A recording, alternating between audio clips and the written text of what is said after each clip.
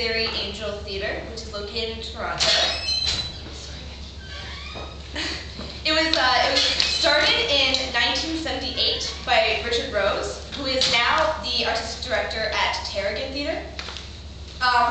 Its name derives from a poem by Wallace Stevens, and the quote is, "For I am the necessary angel of the earth, for in my eyes you see the world anew." Since it's opened, it has produced over 50 productions, 25 of which were world premieres, and 10 of which were North American premieres. It's worked with new writers from North America and the UK to bring new and challenging works to the stage.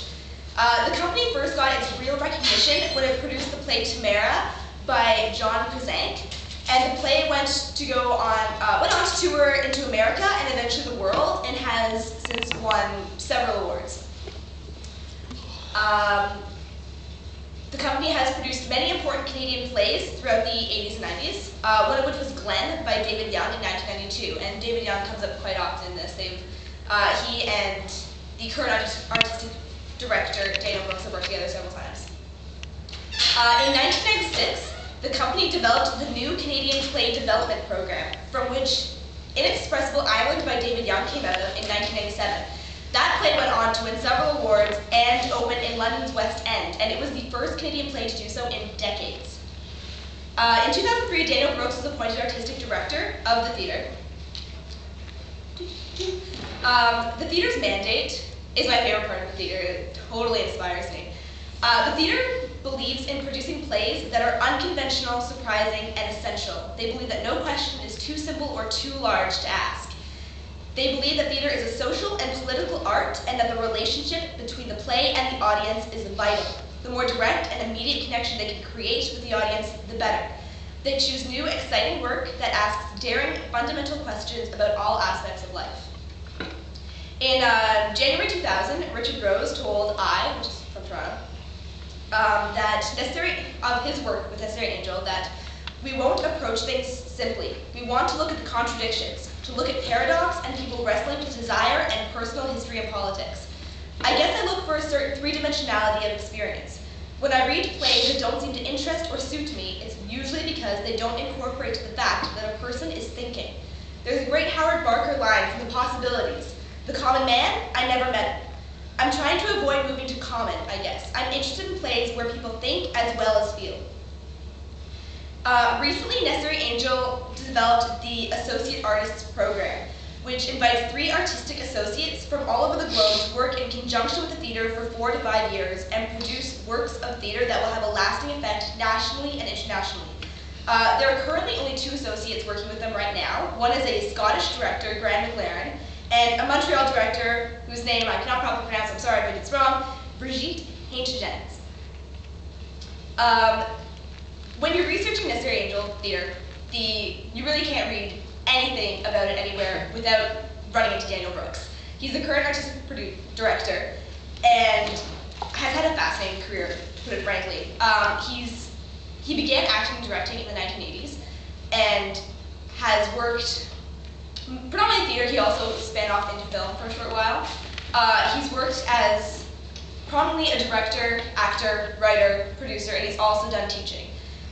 He was the co-director for the Augusta Company, and he was also a playwright in residence at the Tarragon Theatre for a while. He's written the plays The Return of Pokey Jones, The Noam Chomsky Lectures, The Lorca Play, Here Lies Henry, Insomnia, and This Is What Happens Next. Many of the above were co-written and or directed with Daniel MacGyver of Buddies and Bad Times. He's also directed plays at Tarragon and Soulpepper, and his production of Samuel Beckett's Endgame at Soulpepper received essentially critically unanimous acclaim. He's been nominated for and won many awards, including 3 Dora Mavor Awards for directing, and a nomination for the Governor General's Award for the Noam Chomsky Lectures. In December 1999, he told Kate Taylor of the band about his approach to the play's production that text is one aspect, but it also exists not only in the breadth of the actor, but in space and time. It's a medium in which you can tell stories, but it's also a medium in which you can conceptualize. This season has, the company believes in using predominantly new pieces of work. And this season's kind of headline show, the one that is, when you go to the website, is the first thing you see is the biggest picture of the running shows. And it's the one that I feel they're pushing the most for publicity. And it's the one they've been working on for a while. It's an adaptation of Hamlet called the Hamlet Project. And I didn't really find that much information on it, but from the image provided, it looks pretty interesting. Pretty much the image on the website is of a guy in like a tiled room in his underwear with a bag duct taped over his head. So you can kind of get the idea that theater is definitely not conventional in any way, shape, or form. Beyond the Hamlet Project, they're also doing Insomnia and What Happens Next, which Daniel Brooks did write.